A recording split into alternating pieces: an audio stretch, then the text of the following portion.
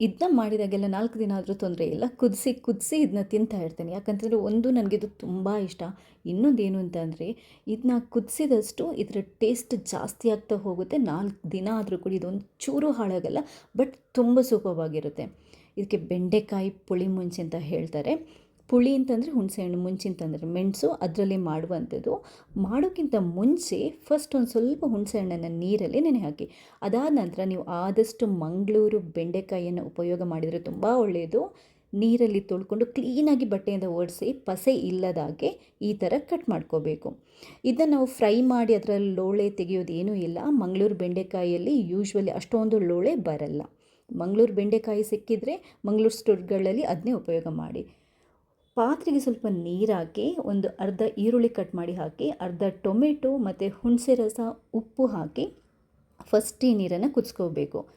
ತಣ್ಣೀರಿಗೆ ಬೆಂಡೆಕಾಯಿಯನ್ನು ಹಾಕಿದರೆ ಲೋಳೆ ಆಗುತ್ತೆ. ಆದ್ದರಿಂದ ಈ ನೀರು ಕುದಿದಾದ ನಂತರ ಕಟ್ ಮಾಡಿರುವಂಥ ಬೆಂಡೆಕಾಯಿಯನ್ನು ಹಾಕಿ ನೀವು ಮುಚ್ಚಿಟ್ಟು ಬೆಂಡೆಕಾಯಿನ ಬೇಯಿಸ್ಕೋಬೇಕು. ಈ ಮೆಥಡನ್ನು ಫಾಲೋ ಮಾಡೋದ್ರಿಂದ ಬೆಂಡೆಕಾಯಿ ಲೋಳೆ ಆಗಲ್ಲ. ಈಗ ಒಂದು ಬಾಣಲೆಗೆ ಸ್ವಲ್ಪ ಎಣ್ಣೆ ಹಾಕಿ 2 ಚಮಚ ಕೊತ್ತಂಬರಿ ಬೀಜ, 1 ಚಮಚ ಜೀರಿಗೆ, 1/4 ಚಮಚ ಓಮಕಾಳು, ಒಂದು ಸ್ವಲ್ಪ ಮೆಂತೆ, ಒಂದು ಸ್ವಲ್ಪ ಕಾಳುಮೆಣಸು, ಹಾಗೆಯೇ ಒಂದು ಸ್ವಲ್ಪ ಸಾಸಿವೆ ಮತ್ತು ಕರಿಬೇವು ಇದೆಲ್ಲದನ್ನು ಹಾಕಿ ಲೈಟಾಗಿ ಕಮ್ಮಿ ಉರಿ ಇಟ್ಕೊಂಡು ಹುರಿದ್ಕೊಳ್ಳಿ. ಒಳ್ಳೆ ಫ್ಲೇವರ್ ಬಂದ ನಂತರ ಒಂದು 15ರಿಂದ 20 ನೀವು ಒಣಮೆಣಸು, ಬ್ಯಾಡಗಿ ಮೆಣಸನ್ನು ಹಾಕ್ಕೊಳ್ಳಿ. ಗುಂಟೂರು ಮೆಣಸು ಅಂತಂದರೆ ತುಂಬ ಖಾರ ಬರುತ್ತೆ, ಅಥವಾ ಸ್ವಲ್ಪ ಮಿಕ್ಸ್ ಮಾಡ್ಕೊಂಡು ಬೇಕಾದರೂ ಹಾಕೋಬಹುದು. ಒಂದು ಸ್ವಲ್ಪ ಹುರಿದಾದ ನಂತರ ಒಂದು ಸ್ವಲ್ಪ ಒಂದು ತುಂಡು ನೀರುಳ್ಳಿ, ಒಂದು 3-4 ಎಸಳು ಬೆಳ್ಳುಳ್ಳಿ ಮತ್ತು ಒಂದು ಹುಣಸೆಹಣ್ಣು, ಸ್ವಲ್ಪ ಹುಣಸೆಹಣ್ಣು ಆವಾಗ ಕೂಡ ಹಾಕಿದ್ವಿ, ಅದರಿಂದ ತುಂಬ ಬೇಡ, ಒಂದು ಸ್ವಲ್ಪ ಹಾಕಿ ಮಿಕ್ಸ್ ಮಾಡಿಕೊಂಡು ಹುರಿದ್ಬಿಟ್ಟು ತೆಗೆದುಕೊಳ್ಳಿ. ಅಷ್ಟರಲ್ಲಿ ಬೆಂಡೆಕಾಯಿಯನ್ನು ಮಗ್ಸ್ತಾ ಇರಿ. ನೀವು ಬೇಯಲಿಕ್ಕೆ ಇಟ್ಟಿರ್ತೀರಲ್ವ, ಮತ್ತು ಈ ರೆಡಿ ಮಾಡಿಟ್ಟಿರುವಂಥ ಎಲ್ಲ ಇಂಗ್ರೀಡಿಯೆಂಟ್ಸನ್ನು ಒಂದು ಮಿಕ್ಸಿಗೆ ಹಾಕಿ, ಸ್ವಲ್ಪ ಅರಿಶಿನ ಪುಡಿ, ಒಂದು ಸ್ವಲ್ಪ ಇಂಗನ್ನು ಹಾಕಿ, ಸ್ವಲ್ಪ ನೀರನ್ನು ಹಾಕಿ ನೀವು ಫಸ್ಟ್ ಒಂಚೂರು ಇದನ್ನ ಪುಡಿ ಮಾಡ್ಕೊಳ್ಳಿ. ಈ ಮಸಾಲೆ ರುಬ್ಬೋದು ತುಂಬ ತೆಳ್ಳಗಾಗಬಾರ್ದು. ಮತ್ತೊಂದು ಸ್ವಲ್ಪ ನೀರನ್ನು ಹಾಕ್ಕೊಂಡು ಇನ್ನೊಂದು ಸರಿ ನೀವು ಪೇಸ್ಟ್ ಥರ ಮಾಡ್ಕೊಳ್ಳಿ. ಯಾಕಂತಂದರೆ ಪುಳಿ ಮುಂಚಿಯನ್ನು ತುಂಬ ತೆಳ್ಳಗೆ ಮಾಡಿದರೂ ಚೆನ್ನಾಗಿರಲ್ಲ. ಒಂದು ಸ್ವಲ್ಪ ದಪ್ಪ ಮಸಾಲೆ ಥರ ನಾವು ಮಾಡ್ಕೋಬೇಕು. ಸೊ ಪುಳಿ ಮುಂಚೆ ಮಸಾಲೆ ರೆಡಿ ಇದೆ ನೋಡಿ. ಅಷ್ಟೊತ್ತಿಗೆ ಬೆಂಡೆಕಾಯಿ ಬೆಂದಿರುತ್ತೆ. ನೀರೇನಾದರೂ ತುಂಬ ಇದ್ದರೆ ತೆಗೆಬೇಡಿ. ಇದು ಸರಿಯಾಗಿದೆ, ನಾನು ಕರೆಕ್ಟಾಗಿ ನೀರು ಇಟ್ಟಿದ್ದೇನೆ, ಬೇಯಲಿಕ್ಕೆ ತೆಗೆಯುವಂಥ ಅವಶ್ಯಕತೆ ಇಲ್ಲ.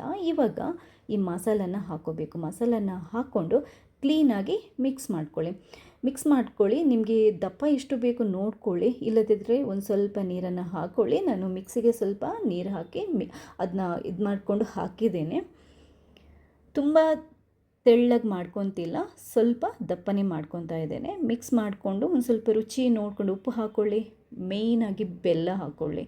ಯಾಕಂತಂದರೆ ಖಾರ ಹುಳಿಗೆ ಮ್ಯಾಚ್ ಆಗಬೇಕು ಅಂತಂದರೆ ಸ್ವಲ್ಪ ಬೆಲ್ಲ ನಾವು ಹಾಕಲೇಬೇಕು. ಇಲ್ಲದಿದ್ದರೆ ಆ ಖಾರ ತುಂಬ ಜಾಸ್ತಿ ಇರೋದ್ರಿಂದ ತಿನ್ನೋಕ್ಕಾಗಲ್ಲ. ಚೆನ್ನಾಗಿ ಕುದಿಸ್ಕೊಳ್ಳಿ. ಅಷ್ಟೊತ್ತಿಗೆ ಉದ್ದಿನಬೇಳೆ, ಸಾಸಿವೆ, ಬೆಳ್ಳುಳ್ಳಿ, ಒಣಮೆಣಸು, ಕರಿಬೇವು ಎಲ್ಲ ಹಾಕಿ ಒಗ್ಗರಣೆನ ರೆಡಿ ಇಟ್ಕೊಳ್ಳಿ. ಈ ಪುಳಿ ಮುಂಚಿ ರೆಡಿ ಆದ ನಂತರ ಇಳಿಸ್ಬಿಟ್ಟು ನೀವು ಒಗ್ಗರಣೆನ ಹಾಕಿಬಿಟ್ಟು ಸ್ವಲ್ಪ ಹೊತ್ತು ಮುಚ್ಚಿಟ್ಬೇಡಿ. ಯಾಕಂತಂದರೆ ಒಗ್ಗರಣೆ ಹಾಕಿದ ನಂತರ ನಾವು ಪಾತ್ರೆನ ಅದೇ ಥರ ಓಪನ್ ಇಡಬಾರ್ದು, ಆ ಪರಿಮಳ ಹೋಗುತ್ತೆ. ಆದ್ದರಿಂದ ಇದನ್ನ ಮುಚ್ಚಿಟ್ಕೊಳ್ಳಿ.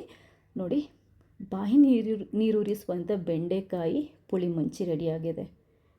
ದಿನ ನೀವು ಕುದಿಸ್ಬಿಟ್ಟಿದ್ದು 2-3 ದಿನ ಬೇಕಾದ್ರಿಟ್ಟು ತಿನ್ಬೋದು. ಯಾಕೆ ಗೊತ್ತಾ, ಇದು ಕುದಿಸ್ತಾ ಇದ್ದಂಗೆ ಇದರ ಟೇಸ್ಟ್ ಜಾಸ್ತಿ ಆಗ್ತಾ ಇರುತ್ತೆ. ನಾವು ಊರಲ್ಲಿ ಪುಳಿ ಮುಂಚಿ ಫಿಶ್ ಎಲ್ಲ ಮಾಡಿದರೂ ಕೂಡ ಅಷ್ಟೇ 2-3 ದಿನ ಮಣ್ಣಿನ ಪಾತ್ರೆಯಲ್ಲಿ ಮಾಡಿ ಕುದಿಸಿ ತಿಂತಾ ಇರ್ತೀವಿ. ಅದೇನು ಪ್ರಾಬ್ಲಮ್ ಆಗಲ್ಲ, ಚೆನ್ನಾಗೇ ಇರುತ್ತೆ.